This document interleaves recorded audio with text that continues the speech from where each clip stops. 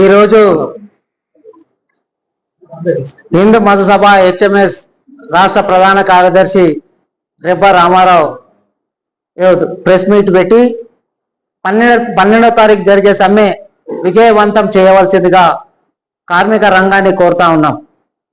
కార్మిక రంగం ఈరోజు కేంద్ర ప్రభుత్వం 4 లేబర్ కోడ్లు పెట్టి ఏదో అంచివేసే ధోరణిలో పోతా ఉందో దానికి వ్యతిరేకంగా 4వ తారీఖు నాడు సమ్మె కార్మిక రంగాన్ని మొత్తం కదిలించి కార్మిక రంగం అంతా ముందుకు రావాల్సిన అవసరం అయింది.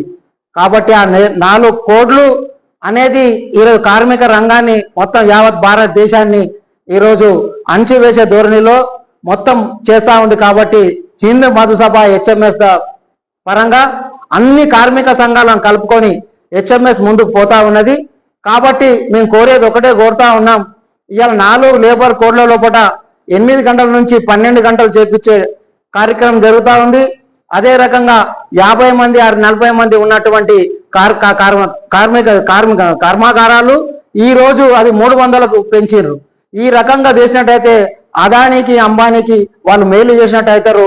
కార్మిక రంగాన్ని మొత్తం అంచివేసే ధోరణిలో పోతుంది. కాబట్టి హిందూ మహాసభ హెచ్ఎంఎస్ 12వ తారీఖు సమ్మె విజయవంతం చేయవలసిందిగా కోరుతా ఉన్నాం. కార్మికులను బానిసత్వానికి నెట్టుతా ఉన్నది. లేబర్ కోడ్లు రద్దు చేయవలసిందిగా హిందూ మహాసభ హెచ్ఎంఎస్ కోరుతా ఉన్నది. ఉద్యోగ భద్రత లేదు. దేశంలో 70 కోట్ల జనాభా ఈ రోజు కార్మిక రంగంలో ఉంది, కార్మికులుగా పనిచేస్తున్నారు. అసంఘటిత కార్మిక సంఘం దాని తర్వాత 8 గంటల నుంచి 10 గంటల పని విధానం, అదే రకంగా ఓవర్ టైం అనేది తీసేస్తా ఉన్నారు. కనీసం ఓవర్ టైం ఉండదు ఇంకా ఫ్యూచర్ లో.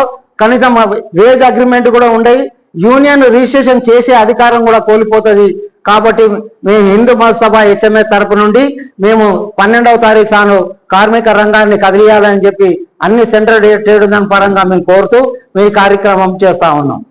హెచ్ఎంఎస్ జిందాబాద్, హెచ్ఎంఎస్ జిందాబాద్.